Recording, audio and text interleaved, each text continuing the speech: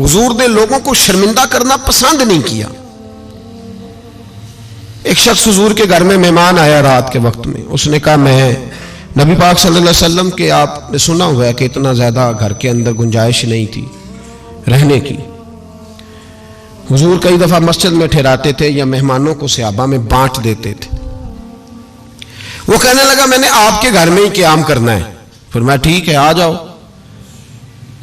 صحابہ کہتے ہیں جتنا بھی 4-5 بکریوں کا دودھ سارے اہل خانہ استعمال کرتے تھے، محبوب کا سارا گھرانہ وہ سارا کٹھا ہی اکیلا ہی دودھ پی گیا. سارا جتنا کھانا تھا اکیلا ہی کھا گیا. رات کو اسے چارپائی پہ سلایا گیا تو کھا اتنا چکا تھا کہ اس کا پیشاب حضور کے بستر پر ہی نکل گیا. وہ جب آلودہ ہوا تو شرمندہ ہوا، اٹھ کے بھاگ گیا. کسی نے دیکھ لیا تو کیا بنے گا. کہتا ہے میں جب کنویں پہ گیا،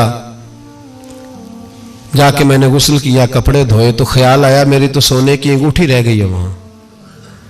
اب طبیعت اجازت نہیں دیتی تھی کہ وہاں لوگ کٹھے ہو گئے ہوں گے. اس کہتا ہے میں انگوٹھی سونے کی رہ گئی تو دل میں خیال یہ تھا کہ واپس جاؤں گا تو وہاں تو حالات ہی بڑے گڑبڑ ہوں گے، لوگ اکٹھے ہوں گے، شرمندگی ہوگی، میں پیشاب کر رہا ہوں بستر پہ، حال بڑا سخت ہوگا، اتنے لوگوں کا سامنا کیسے کروں گا.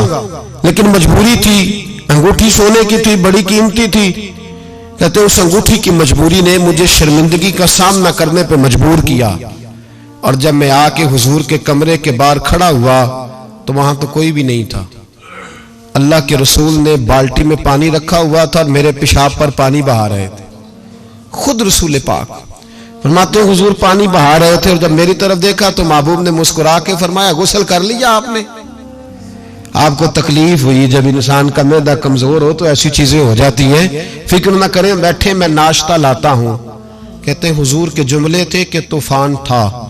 وہ حضور کی گفتگو تھی کہ میرے اندر کی ہر چیز بجھاتی جا رہی تھی. تیری پہلی نظر کا وار توبہ، دل اب تک دعائیں دے رہا ہے.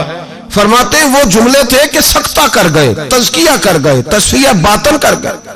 محبوب یہ کہہ کہ گزرنے لگے تو میں نے بازو تھام لیا. میں نے کہا محبوبہ میں زیادہ پڑھا لکھا تو نہیں، سیانا تو نہیں، زیادہ کھانے والا موٹا تازہ آدمی ہوں. حضور میں کوئی انالیسس نہیں کر سکتا، تجزیہ نگار نہیں، باریک نہیں، پر میرا موٹا دماغ بھی مان گیا ہے کہ آپ واقعی اللہ کے سچے رسول ہیں. میرا موٹا دماغ بھی مان گیا ہے کہ آپ واقعی اللہ کے. وہ گھر گیا اور قبیلے کے ایک بندے کے پاس گیا. حضرت انس بن مالک کہتے ہیں جب واپس آیا تو 500 آدمی ساتھ تھا.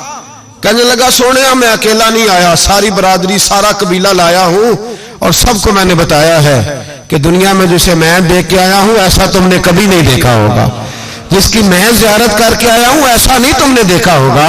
تو محبوبہ ہم سارے آئے ہیں پڑھائے کلمہ، ہم بھی آپ کے غلام بننا چاہتے ہیں.